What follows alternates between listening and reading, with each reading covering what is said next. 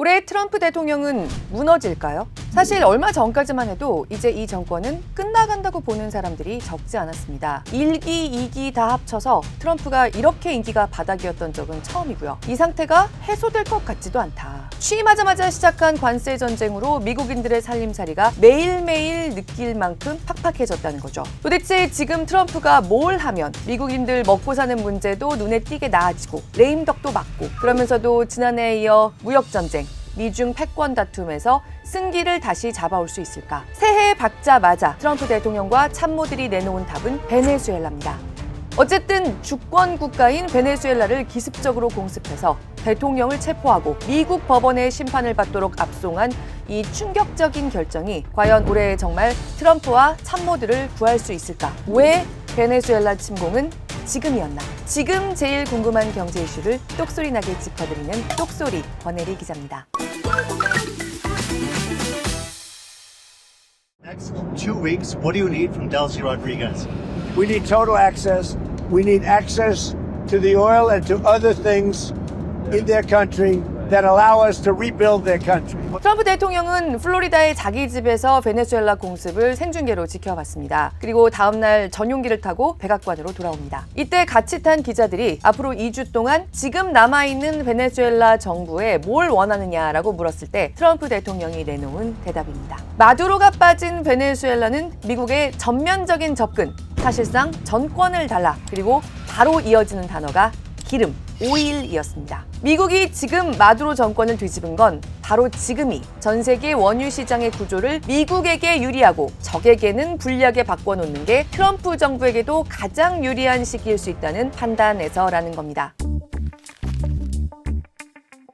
사실 지금부터 이번 사태가 진짜 단기간에 마무리되고 미국의 감독 아래서 질서 있는 권력 이양이 이루어진다고 가정해 보겠습니다. 지금 중국의 산둥반도 정유시설들이 당할 위기에 놓인 일을 30년 전에 미국 기업들도 비슷하게 당했습니다. 베네수엘라산 맞춤 정유시설들을 못 쓰게 되고요. 베네수엘라에 투자한 거 다 놓고 쫓겨나온 미국 기업들이 이제 다시 들어가서 바로 맹렬하게 재개발을 시작한다. 그러면 어떻게 될까요? 그래도 한 5년 안에 지금보다 베네수엘라산 원유가 하루 50만 배럴 정도 생산량이 추가되는데 그칠 거라는 게 미국의 투자은행 제프리스의 추산입니다. 지금보다 50% 더 늘어나는 정도입니다. 베네수엘라가 지금 전 세계 원유 생산 비중의 0.8에서 1% 정도 차지하고 있는데 여기서 잘해봤자 1.5% 정도로까지만 늘려놓는 수준. 하지만 중국의 중남미 잠재력과 중남미 원자재 지배력의 맥을 끊고 미국에 대해서는 당장 실질적으로 손에 넣게 된 원유 지배력보다 더한 효과를 거둘 수 있다는 게 포브스의 분석입니다. 포브스는요, 지난 몇 년 동안 미국 증시를 끌고 간 건 AI 붐이었잖아. 그런데 앞으로 몇 년 동안은 베네수엘라가 될 수 있어. 이런 분석까지 내놨습니다. 왜일까요? 사실 베네수엘라 원유의 명목 가치는 그냥 지금 유가로 단순하게 환산해도 미국 증시의 7대 빅테크, 매그니피선트 세븐의 전체 가치를 합친 만큼 된다. 이런 원자재 보고를 손에 넣었다는 구조적 흐름이 미국의 소비자, 생산자 심리가 상당히 좌우하는 물가까지 영향을 미칠 수 있을 거란 겁니다. 앞서도 말씀드렸지만 지금 트럼프 대통령의 미국 내 인기는 한 번도 이렇게까지 떨어졌던 적이 없습니다. 지지율이 1기, 2기를 통틀어서 가장 낮아져 있는 상태, 30% 중반대에 머무르고 있습니다. 인기가 떨어진 이유는 여러 가지가 있지만 역시 먹고 사는 문제가 가장 큽니다. 특히 물가죠. 바이든 때도 그랬듯이 이번에도 뛰는 물가를 잡지 못하고 있는 게 트럼프 대통령으로부터 점점 민심이 떠나고 있는 이유입니다. 게다가 이번에는 적어도 중도층 정도들까지 그냥 봐도 다 알고 있거든요. 관세 전쟁이 트럼프 정부 이전에 없었던 것이 물가를 상당히 자극했다는 걸요. 이 분위기가 오는 11월 3일 미국의 총선이자 지방선거도 좀 겸하는 중간선거, 트럼프 임기 4년 중에서 2년을 막 도는 반환점에 치러지는 이 중간선거까지 이어진다고 하면 트럼프의 공화당이 눈에 띄게 부진할 수밖에 없겠고요. 그렇다고 하면 바로 레임덕입니다.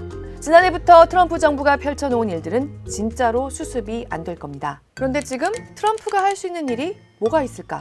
미국인들에게 유가는 우리가 언제든지 컨트롤할 수 있어. 안정감을 주고. 유가가 이렇게 컨트롤 되는데 물가가 급등해 봤자지. 어디까지 갈 수 있겠어? 소비자와 생산자 심리를 안정시켜주고 그러면서 물가를 잡으면 지금 트럼프의 구상은 미국의 중앙은행 연준이 올해 저금리를 유지해 주도록 하는 건데요. 연준을 압박하기가 좀 더 용이해지겠죠. 봐, 유가도 컨트롤할 수 있고 그래서 물가도 잡을 수 있는데 너희 금리 안 내릴 거야? 한마디로 11월 중간 선거 전까지 저유 저유가, 저금리, 저물가의 3마리 토끼를 잡으면서 원자재 전쟁으로 전선이 확대된 미중 패권 다툼에서도 중국에 한 방 먹일 수 있는 카드, 이걸 10달 안에 해내는 카드? 게다가 특히 미국 내에서는 우리나라에서 생각하는 것보다 더 심각하게 받아들여지고 있는 앱스타인 성범죄 스캔들 연루 의혹까지, 뉴스의 초점까지 한 방에 옮길 수 있는 카드? 트럼프와 참모들에게는 그게 베네수엘라 공습이었다는 분석이 나오고 있는 이유입니다. 트럼프 대통령, 원유 시장의 구조를 어떻게 개편하려는 걸까요?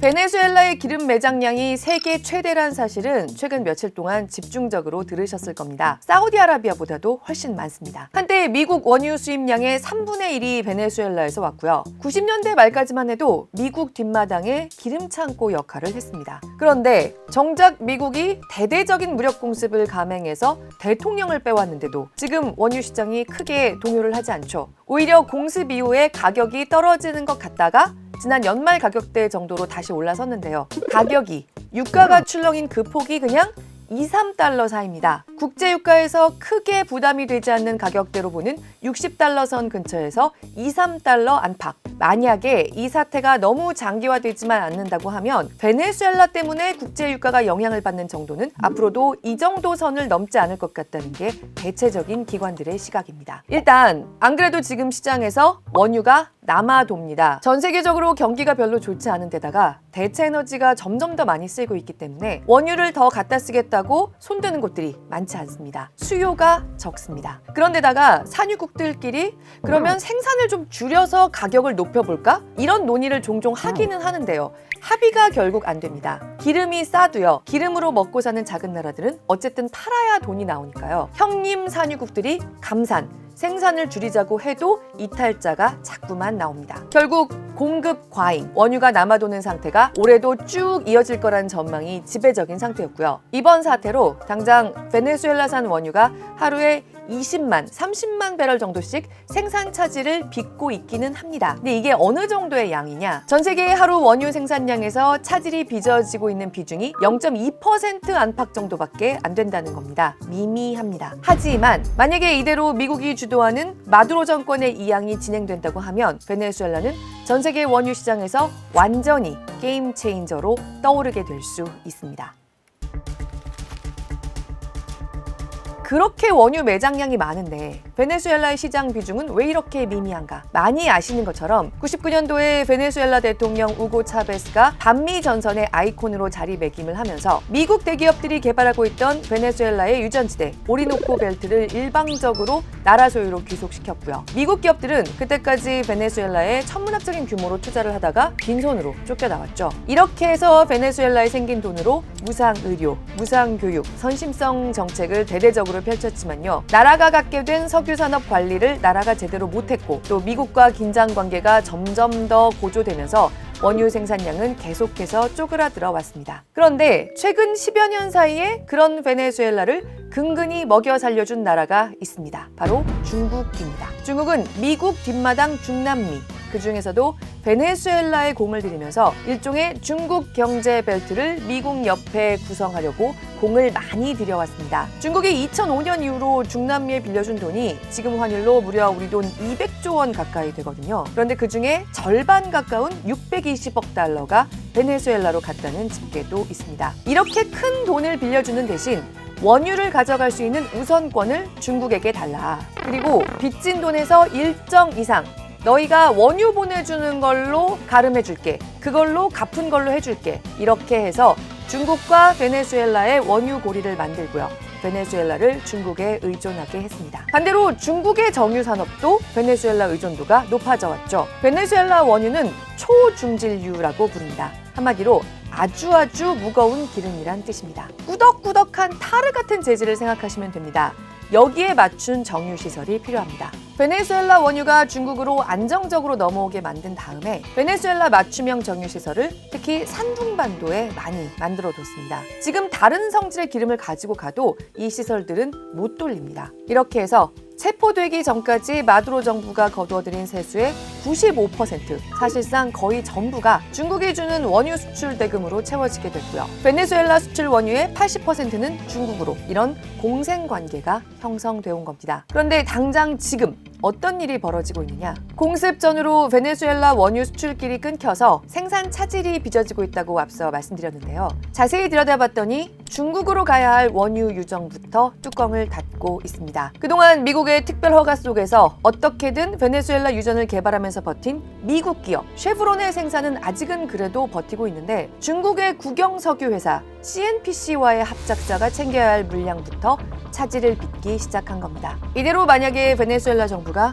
미국의 감독하에 정권 이양을 하게 된다? 일단 베네수엘라가 중국에 약속한 큰 돈을 빌리는 대신 원유는 중국에 우선 양도할게, 먼저 줄게, 이런 계약은 그냥 없던 일이 돼버리거나 중국이 미국에 아쉬운 소리를 해야겠죠. 베네수엘라산 원유를 고려해서 중국이 산둥반도에 집중적으로 세워둔 정유 인프라도 큰 타격을 받게 됩니다. 그동안 중국이 돈으로 공을 들여온 중남미 1대1로가 미국의 무력으로 와해되는, 어떻게 보면 참 역설적인 상황이 나타날 수 있는 겁니다. 중국은 사용하는 기름의 70%를 외부에 의존하는 세계 최대 원유 수입국입니다. 대체 에너지 개발에도 이미 두 발 크게 들여놨지만요. 중국에게 안정적인 원유 확보는 목숨줄 같은 일입니다. 특히 사우디아라비아와 함께 미국이 만들어 놓은 석유 질서로 딱 자리를 잡은 이 세계 경제 속에서 미국 눈치를 좀 안 볼 수 있는 원유 확보 시스템은 중국에게 이제 필수적인 과제가 됐습니다. 그래서 달러 말고 중국 돈 위안화로 원유 대금을 결제하는 시스템까지 열심히 구축을 해왔는데요. 미국이 여기에 딱 폭탄을 떨어뜨린 겁니다. 지난해 우리가 모두 봤습니다. 미국이 전 세계를, 그중에서도 중국을 상대로 관세 전쟁을 대대적으로 시작했는데 결국 연말로 가면서 미국이 몇 걸음 중국에 양보하면서 휴전 상태로 들어가게 됐다. 미국이 원래 계획했던 것보다 좀 더 양보했다는 게 대체적인 관전평이었습니다. 왜? 중국이 자원을 걸고 넘어진 게 효과적이었기 때문에. 첨단 산업들의 필수적인 희토류 수출을 통제하고 미국 농부들의 대두를 사주지 않았던 게 미국에 상당히 뼈아팠다는 겁니다. 미중 패권 다툼의 전선이 반도체에서 원자재와 식량으로 확대되는 모습을 전 세계가 다 같이 봤고요. 지난해 거기서 굳이 말하자면 조그만 1승을 거둔 건 중국이란 겁니다. 그런데 새해에 미국이 중국을 향해서 원자재를 건드리시겠다? 자, 그러면 우리가 미국이 뭘 할 수 있는지 봐라. 일격을 가한 겁니다. 중국이 돈으로 공들이던 중남미 베네수엘라산 원유, 이제 우리가 무력으로 가져간다. 어떻게 할래? 사실 베네수엘라는요, 세계 최대 규모의 원유 매장량이 다가 아닙니다. 그야말로 자원의 보고입니다. 금, 희토류, 니켈, 다이아몬드, 미국도, 중국도 원자재 전쟁이 격화될수록 양보할 수 없는 땅입니다. 이런 상태에서 미국이 새해 먼저 중국이 신경 써서 미국 코앞에서 구축해온 자원 공급망을 끊을 수 있다는 선전포고를 내놨을 뿐만 아니라 중국 원자재에 대한 미국의 의존도 또는 미국 편들의 의존도를 점점 더 줄여갈 수 있다는 포석도 깐 겁니다. 그런데요, 이게 과연 그렇게 트럼프와 참모들의 구상대로만 흘러갈까요? 일단 한 방 먹은 중국도 반응을 할 겁니다. 중국 입장에서는 일단 미국과의 관계를 안정적으로 관리하는 게 1번입니다. 그래서 극한 대립으로 치닫거나 이러지는 않겠지만 지금까지 중남미에 투자한 부분들에 대한 생각도 할 수밖에 없거든요. 자신들이 가장 영향력을 발휘할 수 있는 게 자원의 무기화다. 앞으로도 중국이 독점적 자원력을 확보하고 있는 자원들을 가지고 일종의 저항이라든가 미국과의 관계에 있어서 공간을 확보하려는 노력을 당연히 계속할 수밖에 없을 거다. 이렇게 판단이 됩니다. 지난해 관세 전쟁도 트럼프와 참모들이 의도한 대로만 흘러가지 않았죠. 경제 불확실성이 커졌고 물가도 올랐고 중국도 일격을 준비했고요. 그게 상당 부분 먹혔습니다. 올해 중국도 새로운 카드를 준비할 수 있다. 게다가 단기적으로는 지금 전 세계가 그야말로 가공할 미국의 힘을 받고요. 숨을 죽이고 있습니다. 하지만 우크라이나 전쟁도 트럼프 대통령이 취임하면서 말한 것처럼 단기간에 속전속결로 끝나지 않고 있듯이 베네수엘라급의 나라를 이렇게 순조롭게 미국이 사실상 가져가는 시나리오가 가능할까? 이 사태가 빨리 봉합되지 않으면 미국 경제까지 피해를 끼치는 불확실성이 다시 커질 수 있습니다. 이대로 유가가 예상 가능한 범위 안에서 안정되면 안 그래도 고환율로 신음하고 있는 우리나라로서는 득을 볼 수도 있지만요. 만약에 불확실성이 커져서 유가에도 변수가 생기면 그 피해 역시 우리가 또 고스란히 떠안게 되겠죠. 게다가 참 역설적이게도 미국이 베네수엘라를 공습하자마자 중국에서는 미국도 하는데 우리는 왜 못해요? 우리도 타이완 이렇게 침공해도 되는 거 아니야? 이런 얘기까지 나왔다는 뉴스 보신 적 아마 있을 겁니다. 자, 이렇게 미국마저도 미국이 갖고 있던 세계 제1대국으로서의 도덕적 권위, 기존의 강대국들과는 달랐던, 그래서 미국이 다른 강대국들과의 차별성을 내세울 수 있었던 도덕적 권위를 무시하는 단계로 국제사회가 접어들면요. 속된 말로 헬게이트가 열린다고 하죠. 이제 누가 어디서 어떻게 튀어나와도 도덕적 우위를 점한 제1세력은 없습니다. 2026년 레임덕이 예상됐던 트럼프 정부. 이대로 저유가, 저물가, 저금리, 거기다가 고주가, 이 네 마리 토끼에다가 미중 패권 다툼의 긴 여정에서 새해 첫 1승까지 거둘까? 아니면 미국이 연초부터 풀어놓은 불확실성의 늪에 세계 경제가 미국 경제를 포함해서 더 깊이 빠져들게 될까? 그 가운데서 우리에게도 역효과가 일어나게 될까? 똑소리에서 올 한 해 계속 함께 지켜보면서 나누어 보겠습니다.